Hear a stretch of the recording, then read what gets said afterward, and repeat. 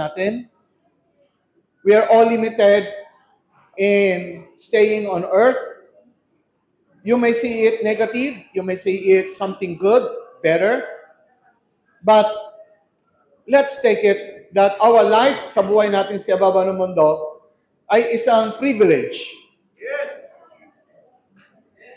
Amen. At ang paggalaw ng buhay natin dito ay dapat nating ibigay sa Panginoon.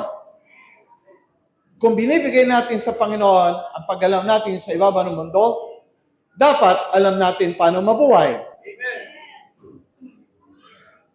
So the question na parang practical o pragmatic, mga kapatid, marunong ba kayong mabuhay sa ibaba ng mundo? Ay parang isang question na parang malayo sa spiritual.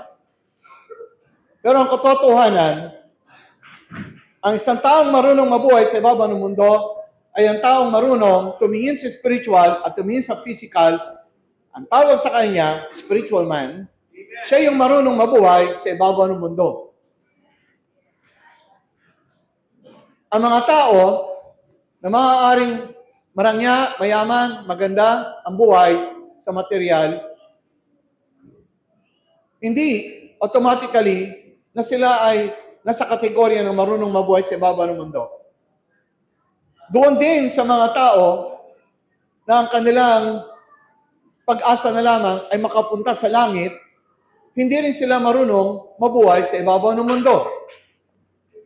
Ang marunong mabuhay sa ibabaw ng mundo ay yung marunong tumingin sa kanyang pinanggalingan na nanggaling siya sa spirit at ngayon, siya may pagkakataong mabuhay na may katawan at ang katawang ito ay upang ikaw magkaroon ng karanasan at ang karanasang ito ay napakahalaga sa iyo at sa Diyos na siyang tumatahan sa iyo na hindi mo makukuha kapag ikay wala ng katawan. At ang katawang itong nasa sa iyo ay hindi mananatili. Sabihin na natin na tayo ay merong 100 mahigit. Kadalasan, mas mababa sa 100 na taon. Kaya ang bawat araw ng ating pamumuhay ay napakahalaga. Isang araw ang lumipas, isang araw na kabawasan para sa paglapit ng iyong katapusan sa katawan. Hindi ka matatapos sa espiritu. Ang espiritu mo ay hindi magkakaroon ng kamatayan. I'm talking about existence. I'm not talking about separation from God. Ang espiritu mo ay isang eternal. Hindi ka na mawawala sa tinatawag na creation. Kung ikaw ay isa ng created, hindi ka na madidesist o de-exist. Ang ibig sabihin ng madide-exist, hindi ka na mawawala sa creation. The only question lamang is, how are you going to spend your eternity? In your spirit.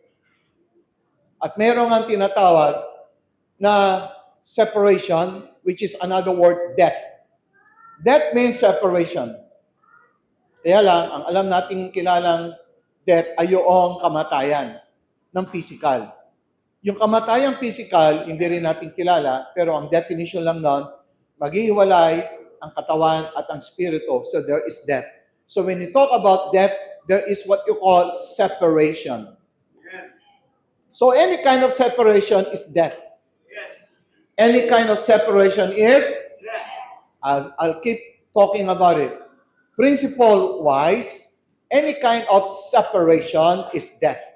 The work of the enemy is separation. Yes. Amen. Amen.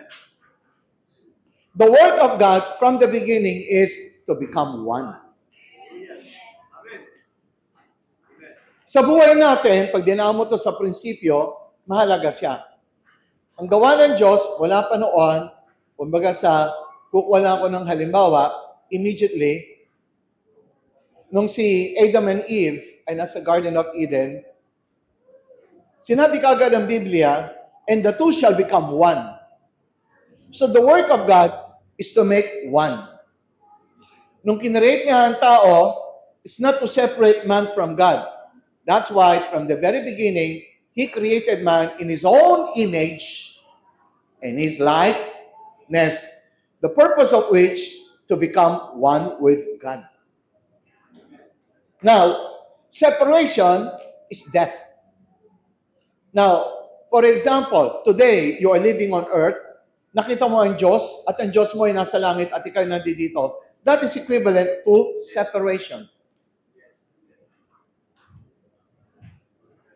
And that's the reason why we keep on hammering down that God is in you.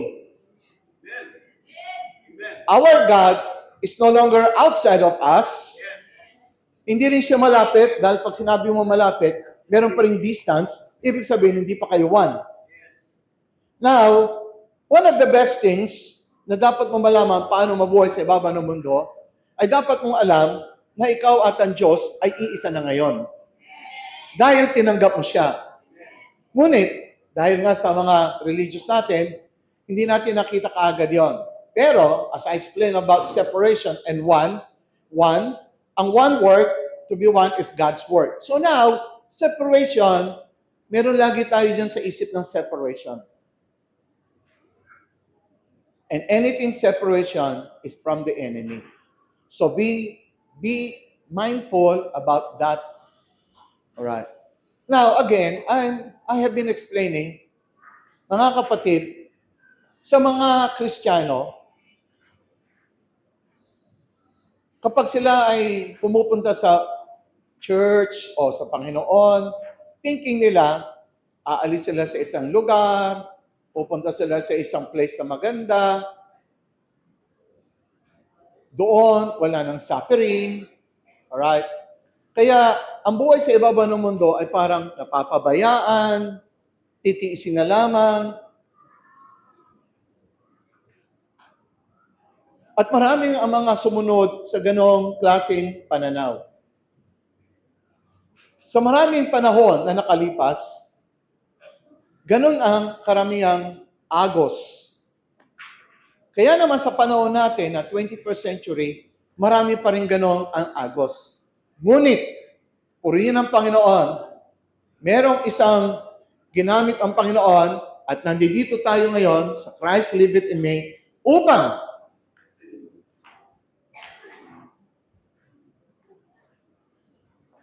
ipakita natin na hindi ganon ang pag-asang binibigay ng Panginoon. Ang pag-asang binibigay ng Panginoon ay ito. Sabi niya, I have come that you might have life. Hindi ko to sinasabi. Hindi ito ang aking gusto. Ito yung sinabi ng Panginoon na ipinaririnig ko sa inyo at maunawaan natin. Nakita ng Panginoon na ano? Nakita ng Panginoon na ang mga buhay natin ay wala sa linya. Hindi siya bumaba para lang iligtas tayo. Ang purpose ng pagliligtas ng Panginoon ay para maibalik tayo sa tamang pamumuhay na kanyang inordain. Marami na ang nabubuhay na wala sa path, sa linya. And they are missing the target. So bumaba ang Panginoon, hindi para maganap ng mga pagsamba, hindi para magtayo ng another na religion. Bumaba ang Panginoon upang ipahayag, ipakita, i-display, ipahalimbawa, paano mabuhay sa ibabaw ng mundo.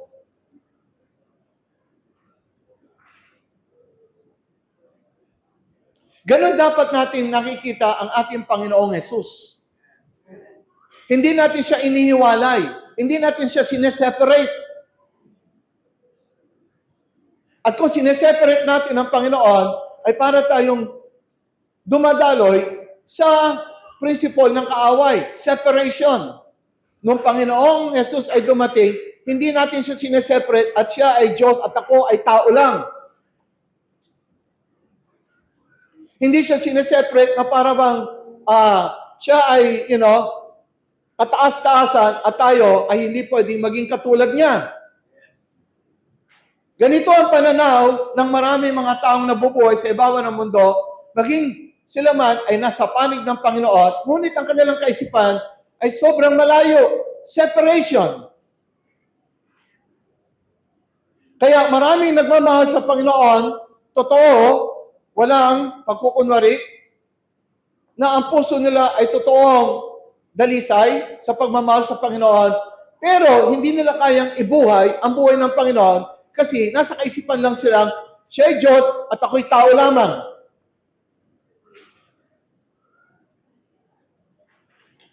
At ganito ang pahayag ng mga reliyon. At alam niyo yan, na nasasaksihan nyo, na ganito ang pahayag. Ngunit sa Christ liveth in me, matapang nating ipapangaral na hindi ganon. Amen. Amen. Kukunin natin kung ano yung minithi ng Panginoong Yesus nung siya ay bumaba na nagkatawan tao. Ano nga ba? Nung siya bumaba, dumating sa lupa, naging katulad natin, and the Word became flesh and lived among us, as you would testify and notice that the Lord Jesus lived as a normal human being.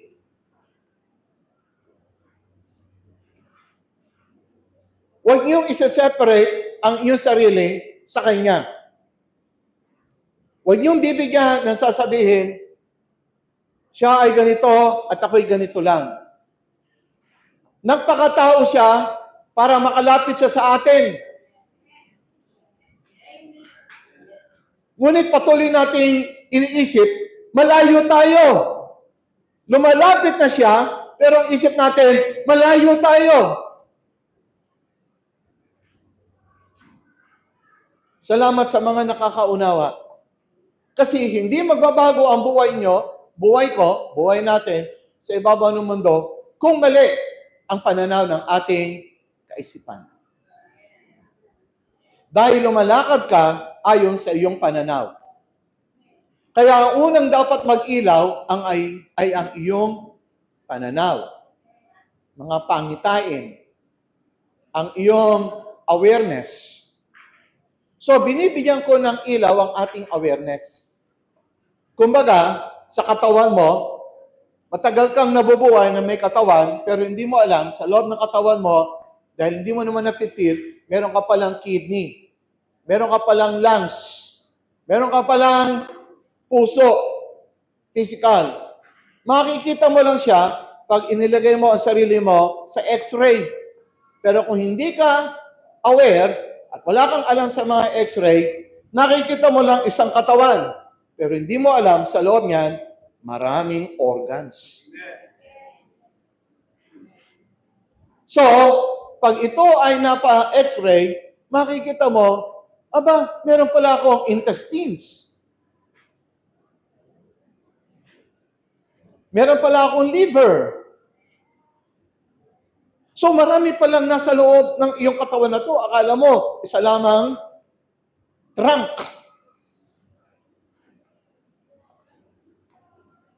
Na inuupuan ng ulo mo. Hindi. So, you become aware. And once you become aware, di alagaan mo yung heart mo. Alagaan mo yung kidney mo. So, hindi ka lang katawan. In the same manner, that's why we need to correct our awareness. One thing for sure that I would like to correct is that God and you, from the very beginning, God wants to be one with man. Parang hindi nyo na-feel ang asambot. Nais ng Diyos na maging isa sa tao. Hallelujah. Parang nadamay nyo. Tataasan ko. Alam nyo ba, pinupuri ko ang Panginoon sa mga anghel na kanyang sinarge para sa atin. Pero, ang Diyos pa rin, kanyang piniling makiisa sa tao lang.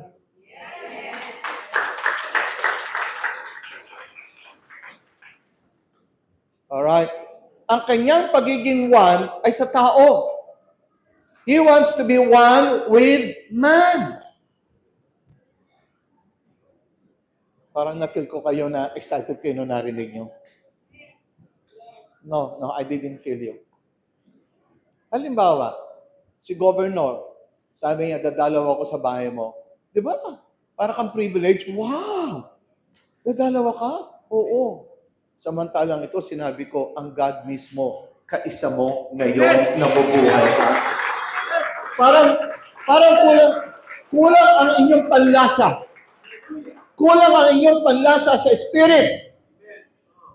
Pero ang panlasa sa physical, dalawin ka kaya ni Governor, ang saya mo. Kahit nga lang si Mayor ang saya mo. Kahit nga lang si Kapitan masaya ka na. Pag pumunta si Kapitan dito, feel natin, ang galing natin, masaya tayo. Samantalang yung Diyos na sinasabi ko, hindi siya bumisita sa iyo. Siya pa ang nais maging kaisa sa iyo.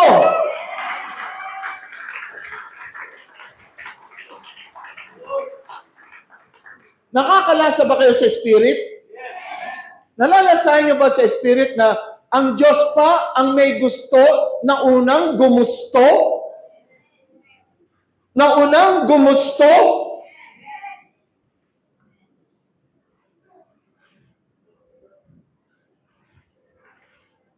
Nalalasahan mo ba yon? Nalalasahan mo ba yung ang Diyos ang unang nagnais na maging kaisa sa iyo? Alam mo ba, kung maintindihan mo yon, naintindihan mo na maging kaisa, halimbawa, sinabi, meron kang wish, sino maging kaisa mo? Ay, sana gusto ko maging kaisa ko ang Diyos, pero hindi mangyayari kasi hindi naman ginusto ng Diyos. Mga kapatid, kung ikaw marunong na marunong at meron kang isang nais na hilingin at binigyan ka ng pagkakataon, marunong kang humiling, ang pinakamataas na pwede mong hilingin, mga kapatid, ay maging kaisa ng Diyos.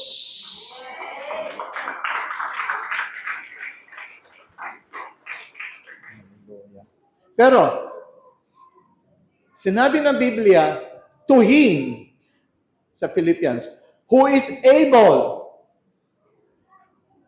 are you with me? To give more than what we can think, more than what we can imagine. To Him be the glory, now and forever. Mga kapatid, sa scripture na yan, isa dyan na lumabas na hindi mo maisip na yung Diyos natin mismo ang siya pang mauuna na nais na maging kaisa mo. Wow.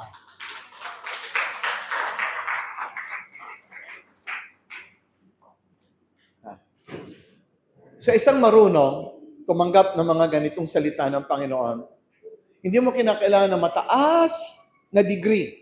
Kinakailangan dito isang pusong marunong tumanggap. Alam nyo ba, kung nanamnamin nyo lang na ikaw pala ay ninanasa ng Panginoon na maging kaisa, sa pamumuhay mo ngayon, alamin mo lamang na ang Diyos ay nasa iyo. God is in me. Say it. God is in me. One more. Kahit ano ang kinatatayo ng buhay mo, pag ito ay nalalasap mo sa Espiritu, dadaigin mo ang mga taong nabubuhay saan mang kalagayan, sapagkat ang pinakamagandang pamumuhay sa ibabaw ng mundo ay yung galing sa author ng buhay. Kung gusto mong matutong mabuhay sa ibabaw ng mundo, pumunta ka sa author, pumunta ka sa creator. At yung creator, siya nga ang God natin, ang unang nais niya, maging kaisa mo. So, ang pagkapanalo mo para mabuhay sa ibabaw ng mundo, ay dapat alam mo, aware ka, na ang Diyos ay nasa. Now, this is what I am now saying. Here you are.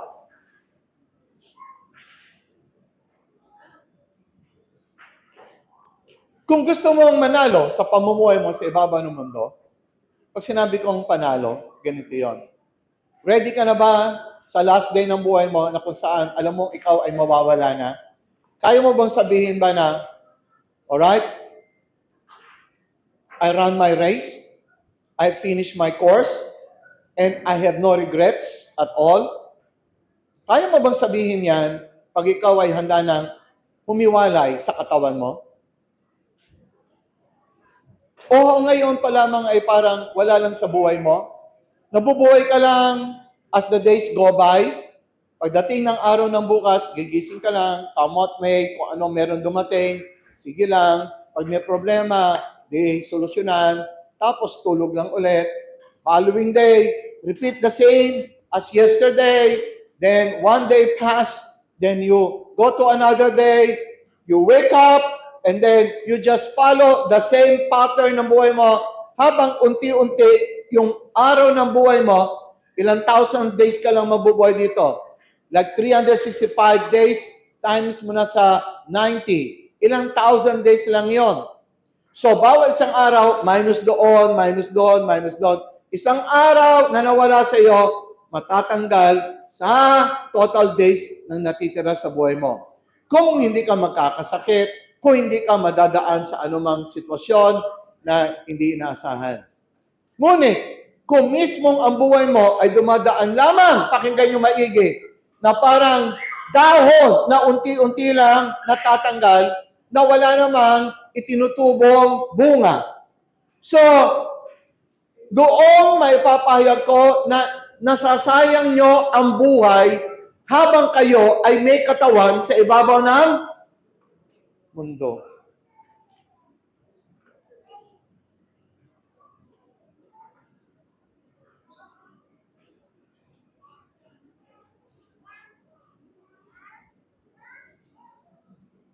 Pinapahayag ko to sa inyo dahil kayo mismo ang merong karapatan lamang paano mo gamitin ang buhay mo, ang araw mo, ang oras mo, ang lakas mo, ang isip mo, ang damdamin mo, ang lahat ng ito, alright, nasa sa iyong disposal.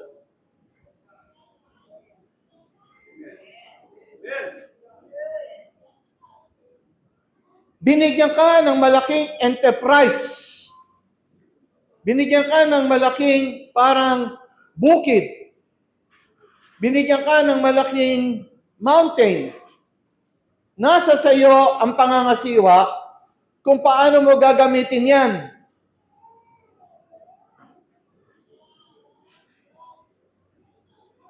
Meron kang katawan na naka-attach sa physical, meron kang spirit na dapat naka-attach doon sa iyong pinanggalingan.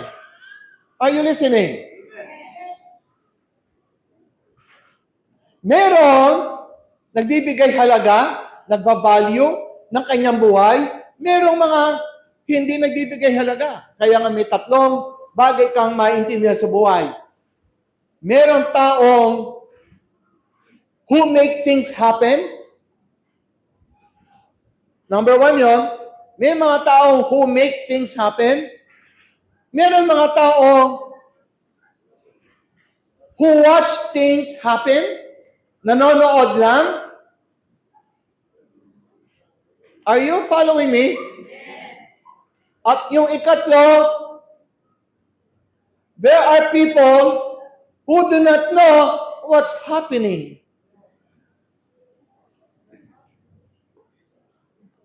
Nasaan kayo sa tatlong kategorya? Kayo ba yung mga taong who make things happen? Ikalawa, who watch things happen? Ikatlo, people who do not know what's happening.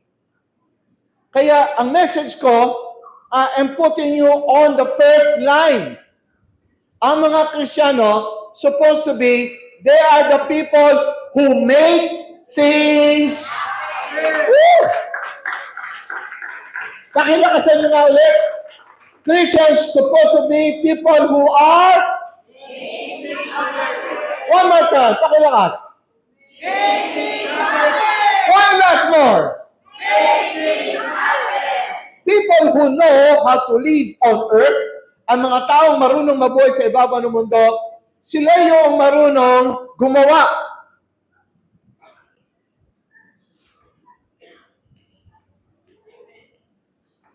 Question.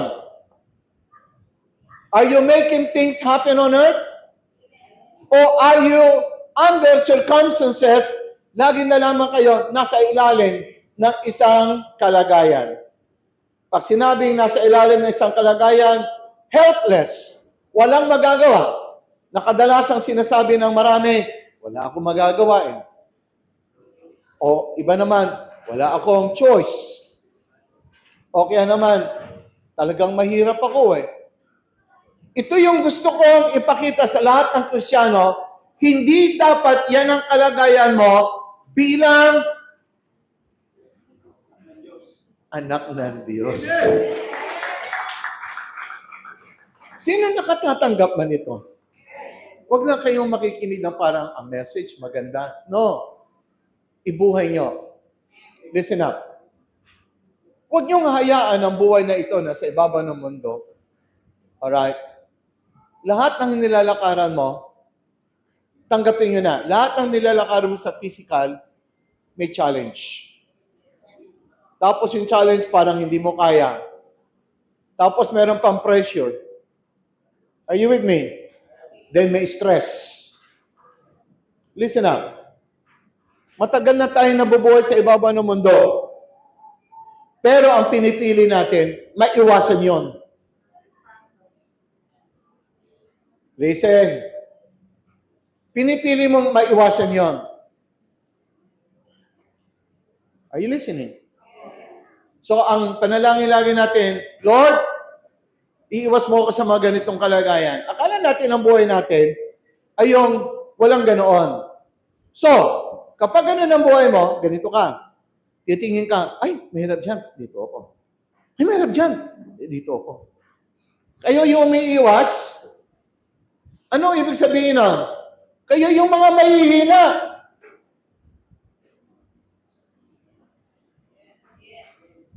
Akala ko ba marunong kayo mabuhay sa ibabaw ng mundo?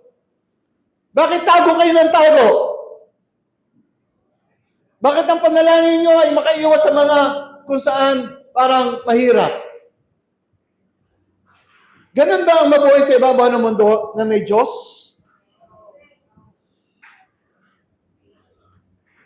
Ako'y nagtatanong, sapagkat ang mga next series ng topic ko ay about living on earth. Dahil kung natututo ka sa Panginoon, natututunan mo salita ng Diyos, dapat isa ka sa pinakamagaling mabuhay sa ibabaw ng mundo. Come on, palakpakan niyo ang Panginoon.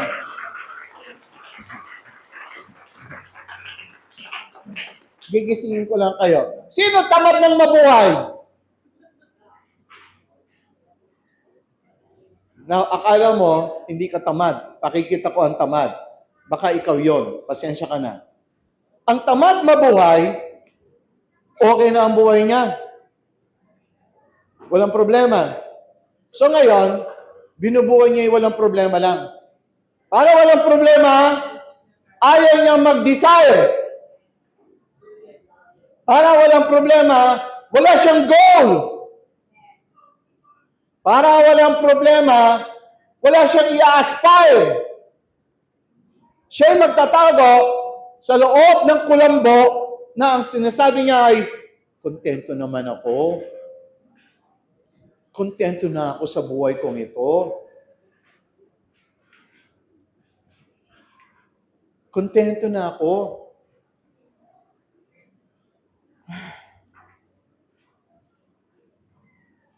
Again, question. Are you listening? Bakit ka pa nagkaroon ng buhay ng Diyos kung hindi ka lang pala uusad? Bakit pa pinapaniwalaan mo may Diyos ka kung hindi mo kaya dumaan sa dapat mong daanan para matanggap mo yung pinapangarap mo? Bakit ka magtatago sa loob ng salitang kontento when in fact, tama tayo maging content. Ang pagiging content, hindi ka nagmumurmur. Pero ang ibig sabihin naman ng content ay ganito. Ang ibig sabihin ng content, hindi ako nagmumurmur, pero pwede pa ako mag-aspire. Pwede pa ako mag-aspire. Halimbawa, kontento na ako sa kalagayan kong ang aking mga anak ay mababait.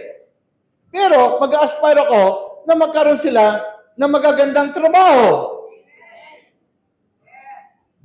Tama ba yon? At nung sila ay nagkaroon ng trabaho, content ako, nag-aspire ako para sa kanila, magkaroon sila ng kanya-kanyang sariling bahay.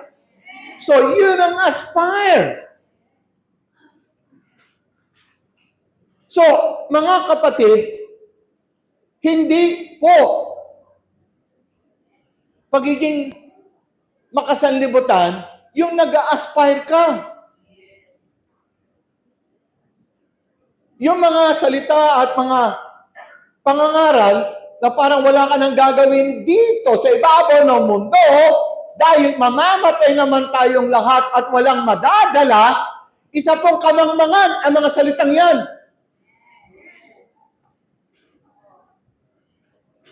Pinakain niya sa atin sa mga unang maraming taon na ang ginagawa sa atin ay para maging religious ka, huwag ka na maging sanlibutan, na ang ibig sabihin ng sanlibutan, huwag ka nang mangarap ng mga material.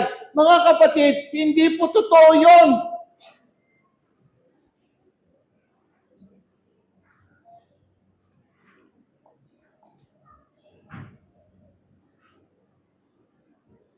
Nung dumating ang Panginoon, nakita niya na ang pamumuhay natin taliwas. Naintindihan ba ako? Mali ang ating pamumuhay. So sinabi niya muli, pakinggan niyo, I have come. Concerned ba siya? Yes. Ano ang concern niya? I have come that you might have. Mga kapatid, sa kanyang pananaw, hindi natin na-absorb yung life.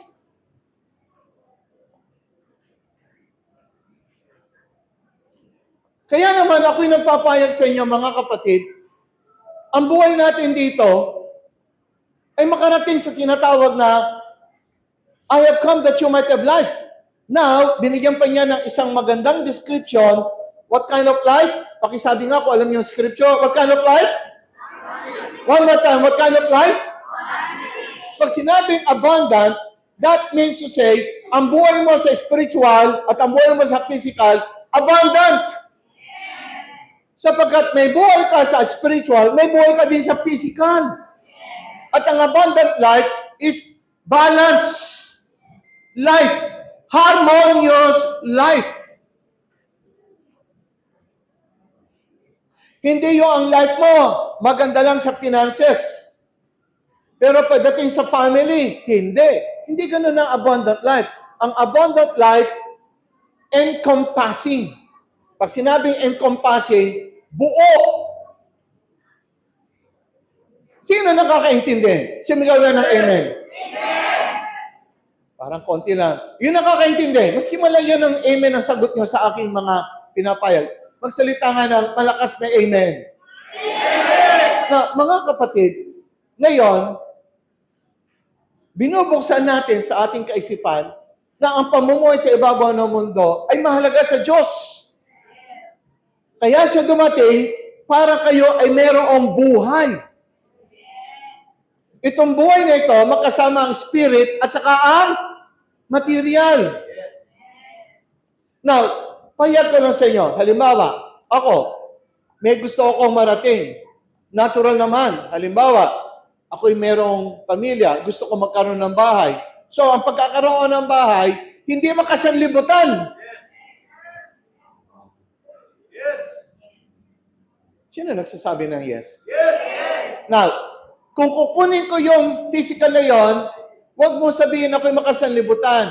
Kailangan ko ang bahay, alright? Sa aking paglakad para makuha ko ang bahay, may proseso akong pupuntahan. At yung proseso kong pupuntahan, doon ako ipoprocess ng God. Dahil meron akong gustong marating, pero yung dadaanan ko, yun naman ang pagkakataon ng Diyos para ako ay kanyang ma-proseso.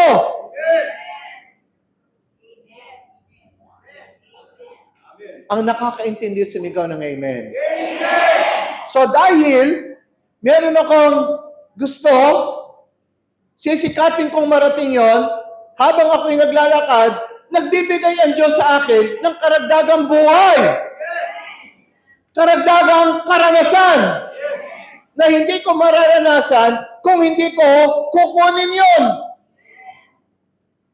So kapag ang isang tao nandito at wala nang dinidesire, paano pa siya mabibigyan ni Lord ng proseso kung wala siyang ginugusto?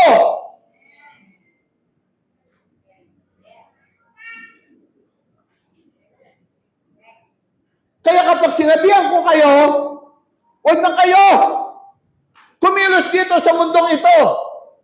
Manatili na lang kayo kung ano kayo, ganyan na lang. Ang asikasuhin na lang ninyo ay paano pumunta sa langit. Mga kapatid, kawawa naman kayo. Parang hindi nyo na-appreciate. Parang, may kausap ba ako? Na-appreciate nyo ba? Mga kapatid, si Lord, makaka-activate lang pag ang isang tao merong minimithi. Kaya ka nasa physical, meron ka mimitiin. Alright? Halimbawa, hindi mo ba minimiti na bigyan ng magandang kinabukasan ng anak mo? Kaya ngayon, ikaw'y magtatrabaho. Are you with me? So ngayon, sa pagtatrabaho mo, nais mo kasi mabigyan, mangyayari, meron kang kukunin na isang bagay na kailangan mo makuha para sa purpose ng kinabukasan ng iyong anak. Are you with me? Now, dahil doon, lalakad ka doon, ano man ang mangyari, lalakad ka doon. Sa bawat paglakad mo, ang Panginoon ay magkakaroon ng proseso, pagtuturo, pag-aaral, pagpapalago sa iyo, hanggang sa pag narating mo, nakuha mo yung gusto mo, yun. Pero ang Diyos naman, nagawa niya ang dapat niya magawa sa buhay mo.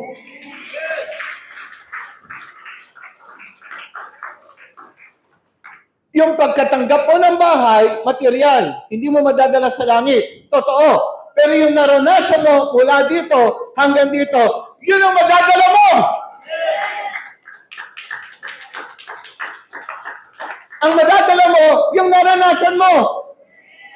Kaya ka nga nandito sa ibaba ng lupa para magkaroon ka ng karanasan. Bakit ka umiiwas?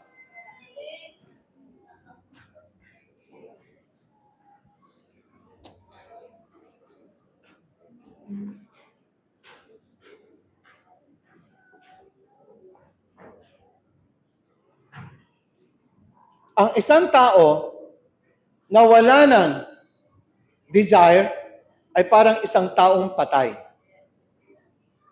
Walang magagawa ang Diyos sa isang patay.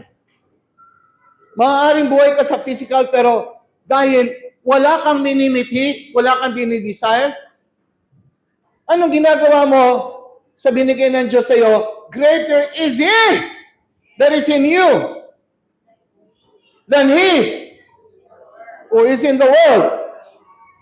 Nandoon ang kingdom of God sa iyo, pero wala kang ginagawang productivity sa buhay mo.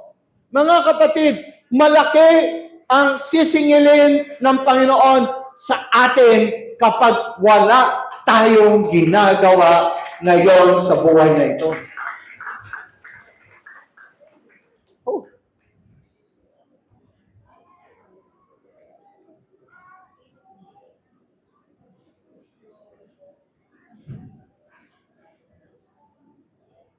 Nung sinabi ng Panginoon, ang tamad ay huwag pakainin. Ang totoong tamad ay hindi sa katawang pagkilos. Ang totoong tamad, yung mga wala nang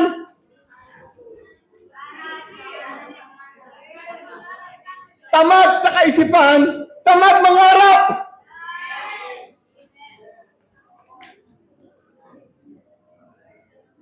Bakit siya tamad mangarap? Nadagana na siya ng lahat ng mga bagay ng physical situation. Pagtingin niya dito, hindi ko kaya yan. Pagtingin doon, mahirap yan. Pagtingin doon, wala akong kakayanan. Pagtingin dito, ay wala akong pera.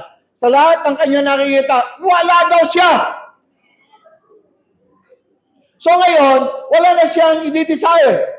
Tapos tama-tama, pag siya pumunta sa church, ang ganda pa daw ng message. Mga kapatid, huwag nyo nang gawin ang mga bagay sa sanlibutan ito. Hintayin nyo na lang na kayo mamatay.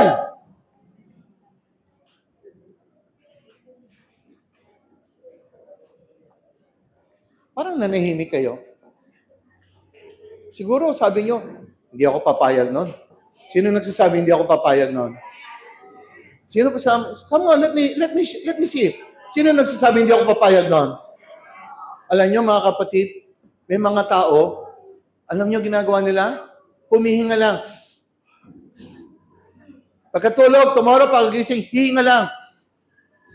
Uubos sila ng hangin. Pero walang ginagawa.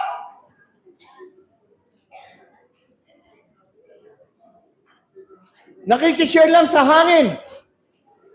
Pero walang ginagawa. Pakinggan nyo ako, walang ginagawa. Pakisabi nyo nga, walang ginagawa. Walang ginagawa. Ayan. Pakishare one more time, walang ginagawa. Walang ginagawa. Lakas mo ha, Kristiyanong walang ginagawa. Nakakahiya. Mga kapatid, pakita ko sa inyo ang response ng Panginoon. One day, siya ay lumakad at nagugutom. May nakita siyang isang fig tree. Lumapit. Nung nakita niyang walang kabunga-bunga,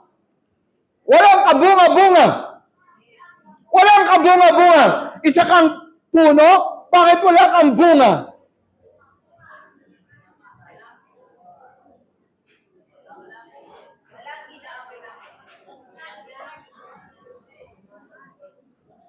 Nakifeel niyo ba ako?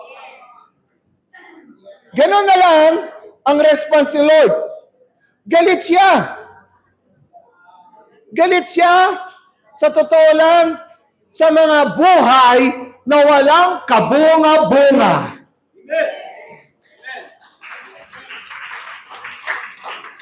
Ano sabi ng Panginoon sa fig tree? Pakinggan nyo. Ano sabi niya sa fig tree? From this day on, no one will eat from you anymore.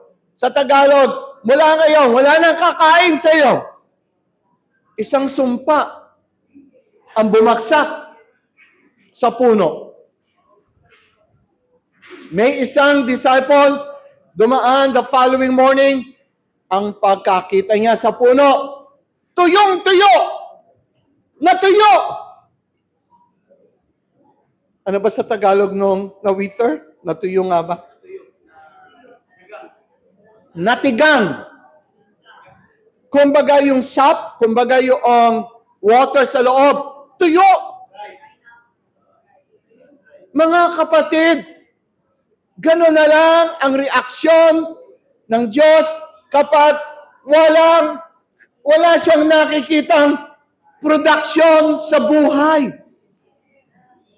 Imagine, dinipositihan ka ng Panginoon ng napakalaki. Ano diniposit ng Panginoon sa iyo? Pakinggan nyo. Ano diniposit ng Panginoon sa iyo? Pakinggan nyo ako.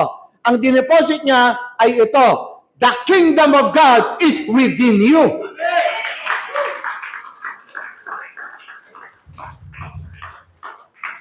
Pakisigaw nyo nga, the kingdom of God is within me. The kingdom of God is Come on, say, the kingdom of God is within me. the kingdom of God is within me. No, sa kingdom ng God, nandoon na ang lahat. Yes.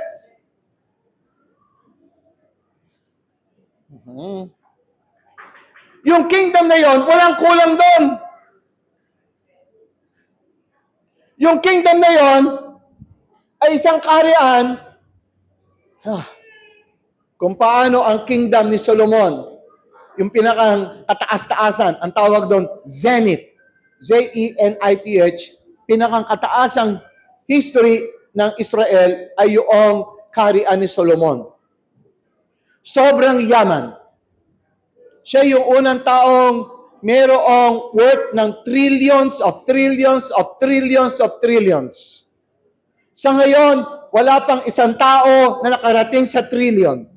Maaaring nasa 270 billion, si Elon Musk. Pero sinasabing maaari siya ang unang tao sa ating panahon na dumating sa trillion dollars. Pero nung kapanahunan ni Solomon, hindi mo masusukat ang yaman. Zenith, peak.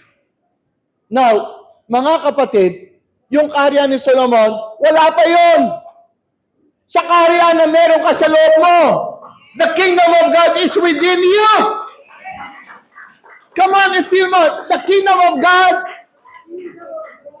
within me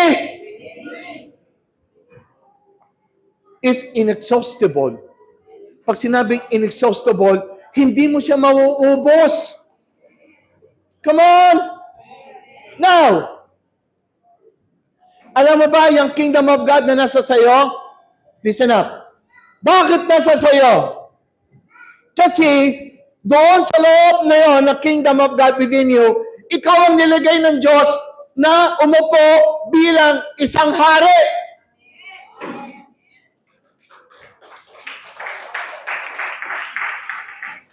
Oh, listen up. Ikaw ay tinagurian din niya na isang hari. Si Lord ang sinasabi natin, King of Kings. Pero, kung King of Kings, sino yung mga kings?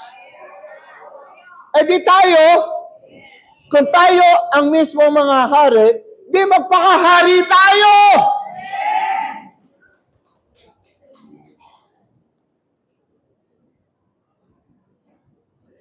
Mga kapatid, nasanay ka kasing alipin. Mga kapatid, nasanay ka kasing isang talunan. Mga kapatid, nasanay ka kasing isang maliit. Kaya ang sabi ng Israelites, nung nakita nila ang mga nakatira doon sa binibigay na promised land, oh, we are just grasshoppers. Ano tayo? Isa lamang tayong tipaklong sa kanila. So sila yung mga giant, tipaklong lang sila. Totoo naman may mga giants doon. Pero hindi naman ibibigay ng Diyos sa iyo yun kung ang Diyos mismo alam na hindi mo maaangkin. Nasa imagination mo na lang. Na-imagine mo isa kang tipaklong. So ganito rin sa buhay natin. Mga kapatid, meron kang dapat tronong inuupuan. Pinagkalooban ka ng Diyos ng isang domain. Bawat isa sa inyo ay meron isang domain na kung saan in-entrust sa iyo ng Panginoon, dito ka kumilos at ang buhay mo sa ibabaw ng mundo ay magkakaroon ng kapangyarihan. Dito bumaba ang Panginoon upang gisingin ka.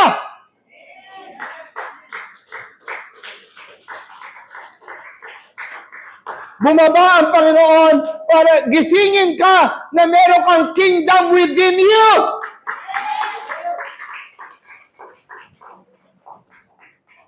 Hindi dumating ang Panginoon para makita siya tapos sa kanya na lang ikaw sumandig. Hindi!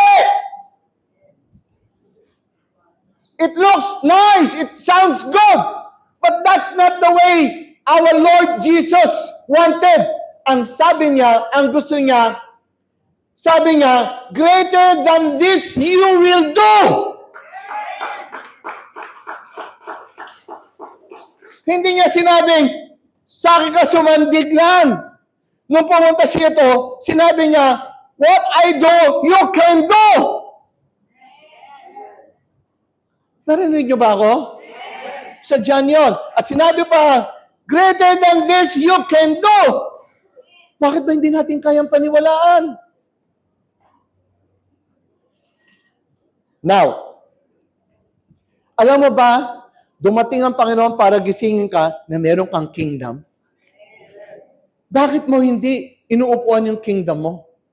Bakit mo nakikita ang sarili mong parang walang kakayanan? Samantalang meron isang domain na dapat ay ikaw ang nangangasiwa, ikaw ang tumatayo bilang hari.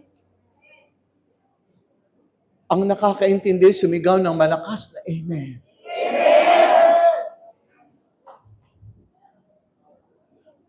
Ang message na ito ay pagbubukas kaisipan sa iyo at sa akin, na tindigan mo, panghawakan mo, galawan mo, tayuan mo.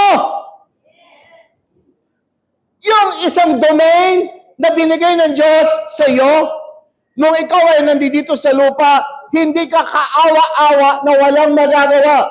Ang totoo, isa kang malakas na nilalang, ngunit hindi mo lang natagpuan kung sino ka at kung sino ka, saan ka dapat kumilos at gumalaw. Kaya dapat naiintindihan mo kung sino ka. Pangalawa, pag nalaman mo kung sino ka, tumindi ka, pangasiwaan mo ang domain na binigay ng Panginoon sa iyo.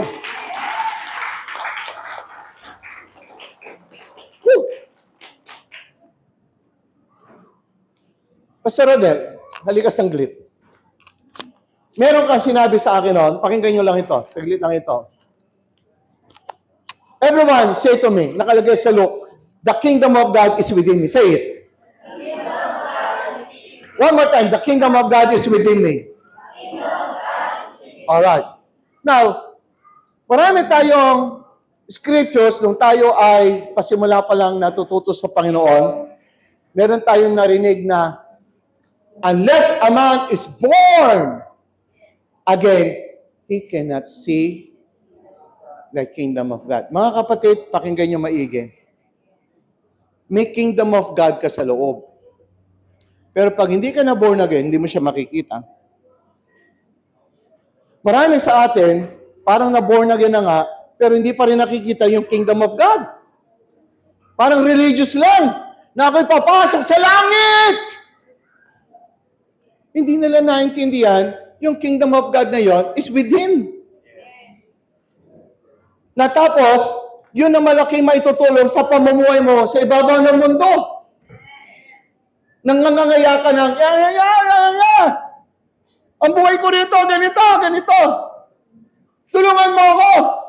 Ang sabi ng Panginoon, binubuksan ko ang iyong mata para makita mo, ang kingdom of God ay hindi malayo sa iyo. Ang kingdom of God ay nasa loob mo.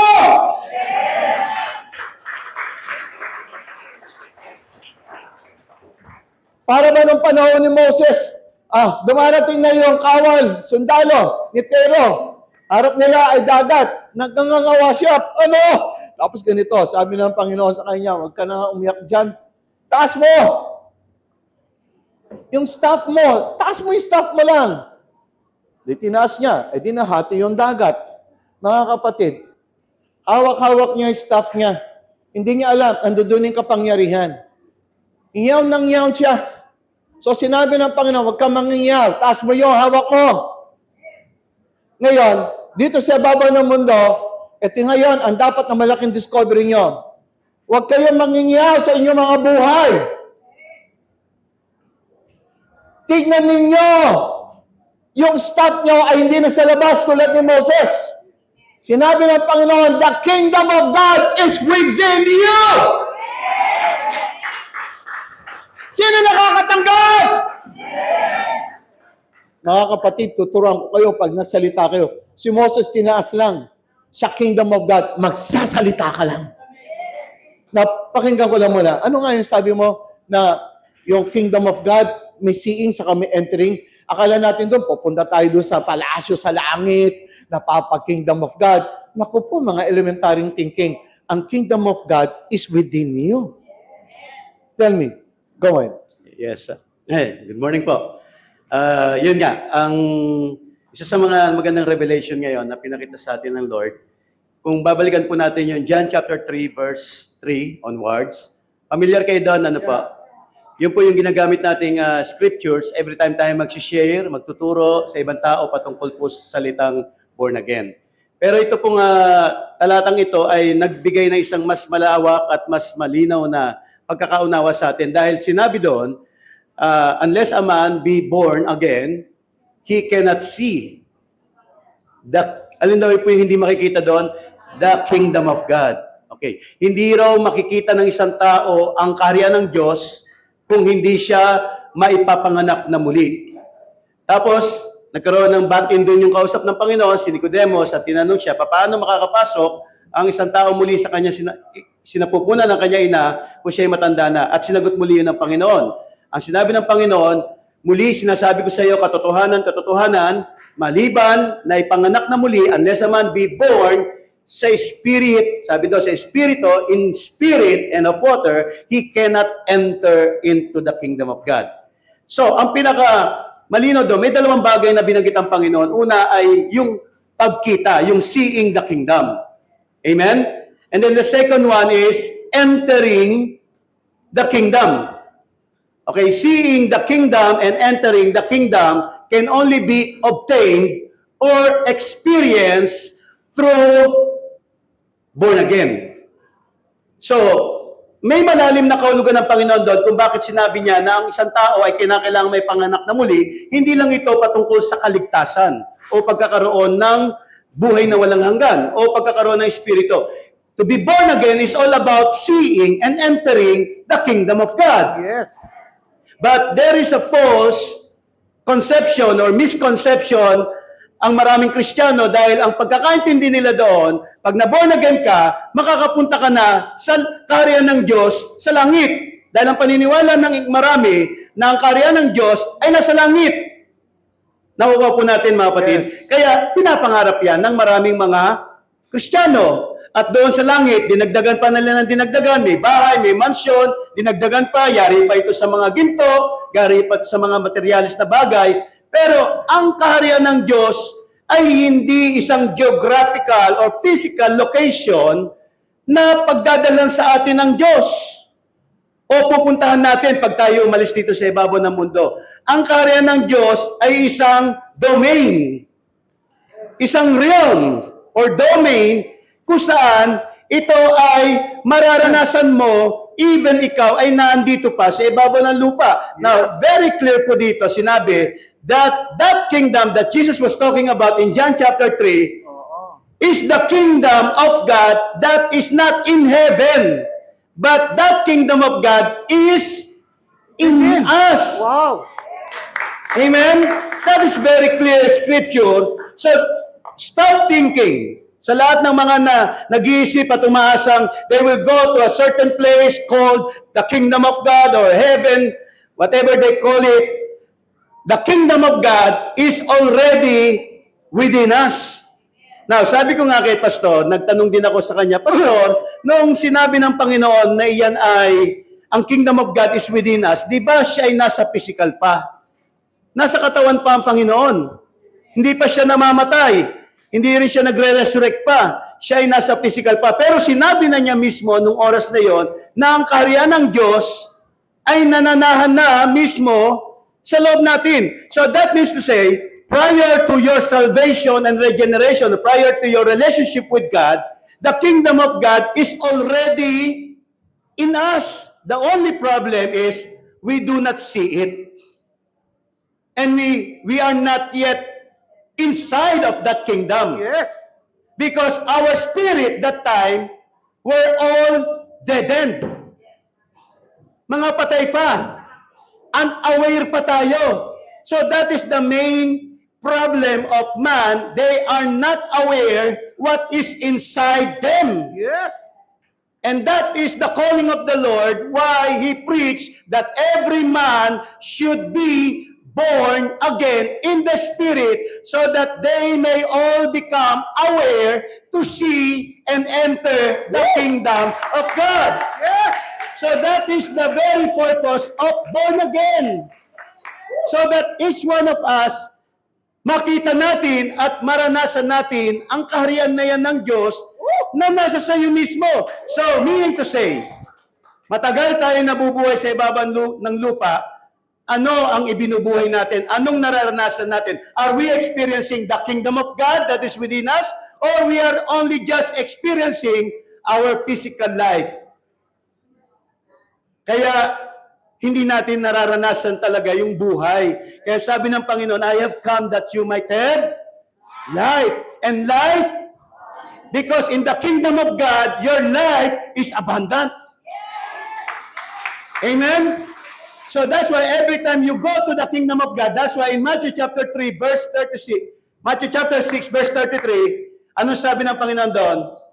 I tell you, seek first the kingdom of God that is within you. Hindi yung seek first na aatin ako muna sa Bible study kasi unahin ko yung kaharian ng Diyos. Hindi yun yun. Hindi yun yun. Pupunta ako sa church, sisimba ko kasi unahin ko ang kaharian ng Diyos. Hindi rin yun. Dahil maraming pumupunta sa church, wala naman talagang totoong awareness sa kingdom of God na nasa sa loob niya. So meaning to say, whenever you put God first or seek first the kingdom of God, sabi doon, and His righteousness, and all these things shall be added unto you. So because in the kingdom of God, everything that you need, everything that you want to become, everything that you desire, are already there in the kingdom of God. Kaya ibig sabihin, eto yun, last ko na sasabihin ito. Maganda yung sinabi ni Pastor kanina, na nagdi-desire ka. Nagdi-desire ka dapat talaga. Kasi yung pagdi-desire mo, yun na magtutulak sa'yo, maglalagay sa'yo sa karanasan mo kung saan doon kikilos ang Diyos sa mga bagay na dinidesire mo. Kaya totoo, hindi po kumikilos ang Diyos sa mga taong walang desire.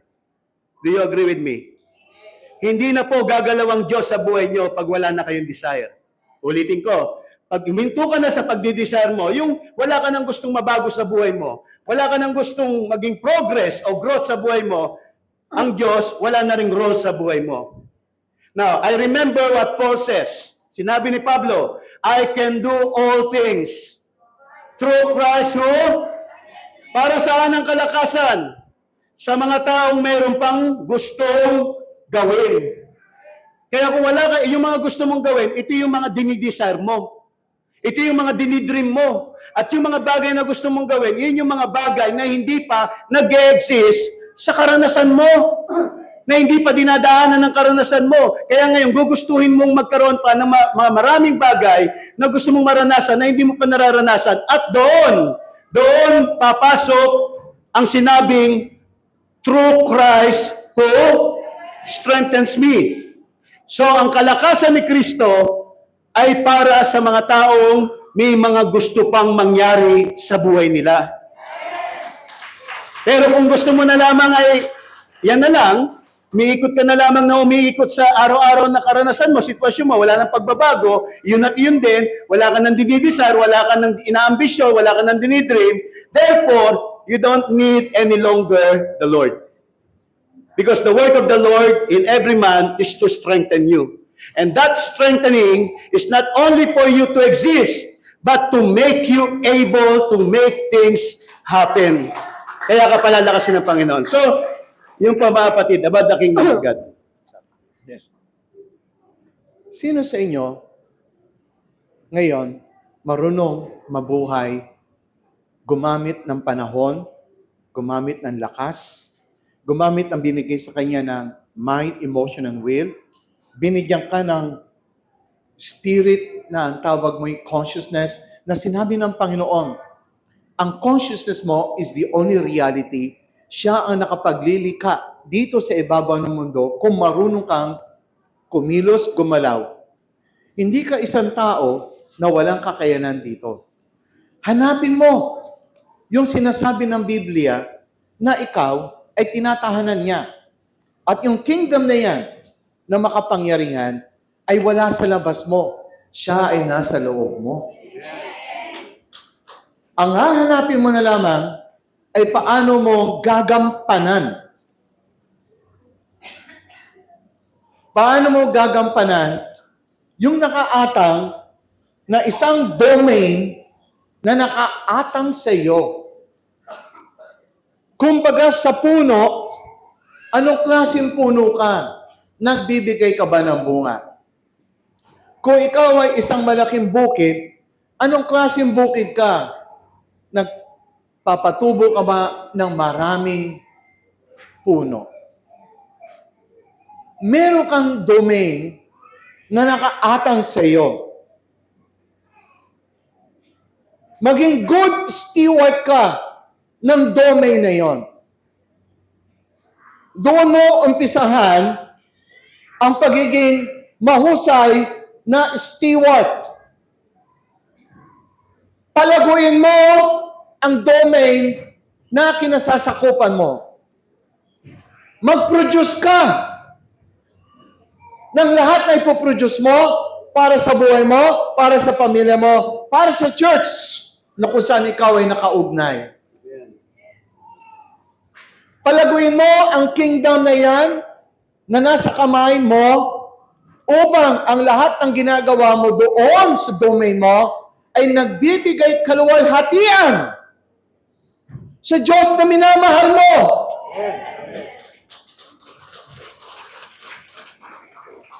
At kung labis ang pagmamahal mo sa Panginoon, gagamitin mo yung kingdom na nariyan sa loob mo upang maluwalhati at maluwalhati at maluwalhati pa ang Diyos na nagkaloob ng domain na yan sa iyo. Kaya, in one statement again, babalik ako, ang sabi ng Panginoon kay Adam sa Genesis. At ito rin ang sasabihin sa inyo ng Espiritu. Sabi ng Panginoon, be fruitful sa loob ng domain mo. Sinabi kay Adam, pero ito rin ang sa iyo. Pakinggan nyo maigi. Take it personal. Ang sabi ng Panginoon, be fruitful. Sa iyo yun. Sa akin yun. Multiply. Sa iyo yun. Sa akin yun. Sa domain mo. Replenish. Sa loob ng domain mo yan. Subdue. Yan. Ay sa loob ng domain mo.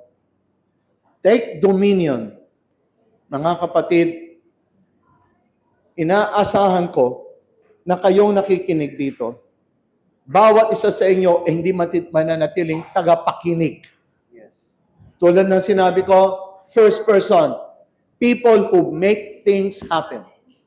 Second kind of people, people who watch, spectators.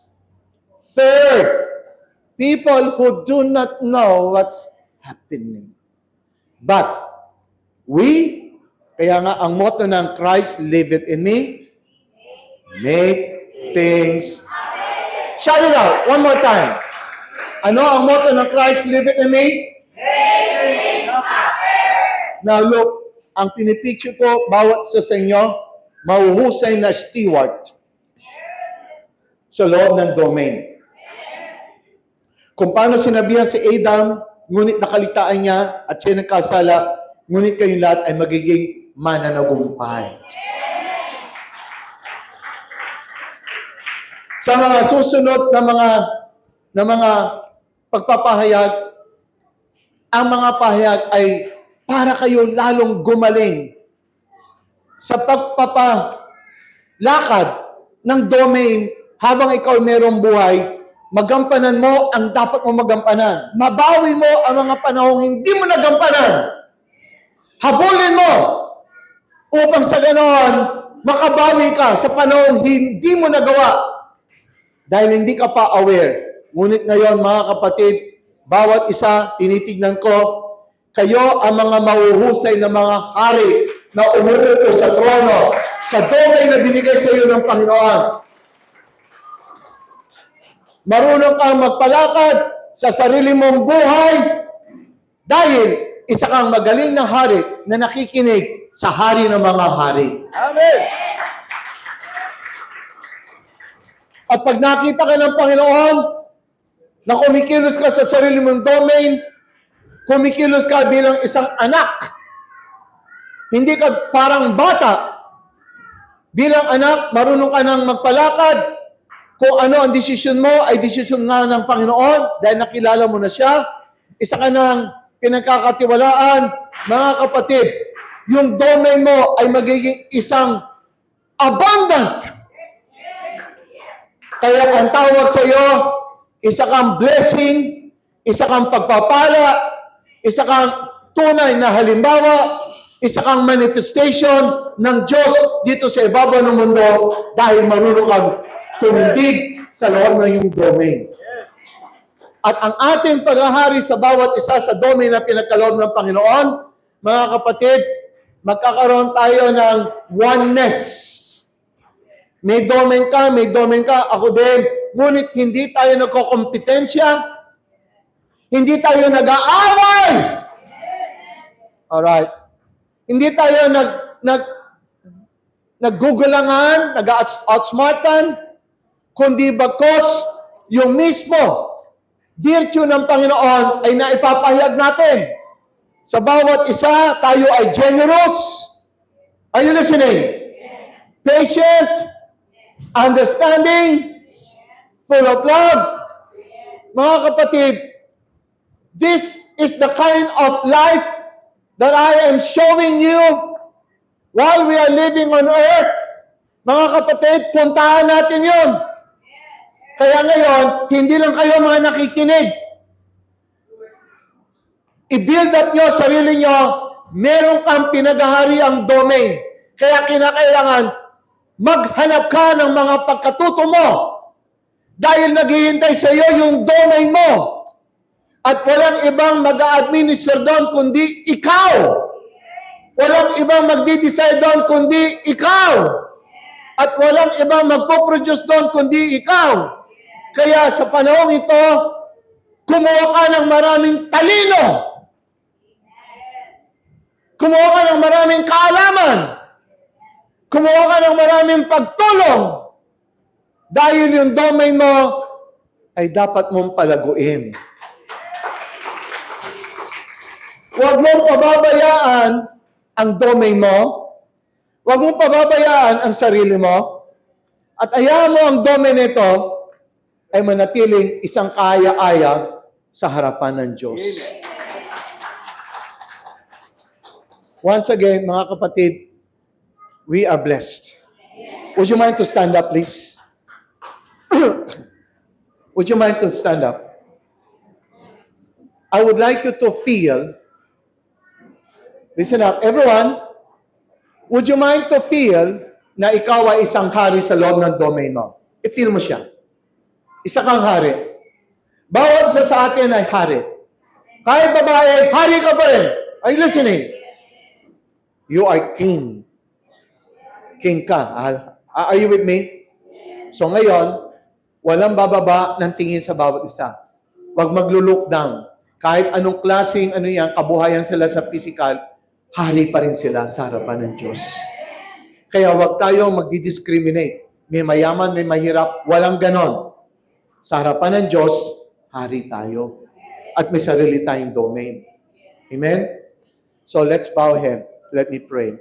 Father, I thank you, Lord, that you have enlightened our eyes, the eyes of our heart, to see that we are responsible more for what you have given us. Thank you, Lord, that the kingdom of God is within us. Amen. And you set us up there to be Lord, King in our domain. And in this domain, Lord, we are to rule. And yes, you are our King of Kings. But in the same manner, Lord, you want us also to rule with you. So we are going to rule with you as you have given us this kingdom within us. Thank you, Lord, sa mga kapatid ko na ngayon ay naiilawan. Hindi na sila mga taong nilalang sa ibabaw ng mundo na kaya na lamang hipa ng hangin, agusin ng tubig. Panginoon, nakikita nila unti-unti ang kakayanang meron sila na magaganap nila at gagawin dito sa ibabaw ng mundo. Maraming salamat, Panginoong Jesus, na ikaw ang nananahan sa amin na kung paano kang nabuhay sa ibabaw ng mundo ay ganun din na nais mo kaming mabuhay. At sinabihan mo kami, Panginoon, you can do as I can do and you can do greater than this. Tinatanggap namin, Panginoon, ang salita mo. At sa buhay namin ito, lahat ng aming gagawin, maging pagpapala at kapurihan sa iyong pangalan. Sa pangalan ni Jesus. Kaya hindi naman, tinataas na rin namin ang aming mga tithes and offering. Lord, thank you. Today is another blessing to return what is due to you, tithes, and at the same time, because of your love, we shall offer. Panginoon, mag-offer kami sa aming buhay ng para sa iyo through our finances. This we pray in Jesus' name. Would you mind to bring your tithes and offering right now?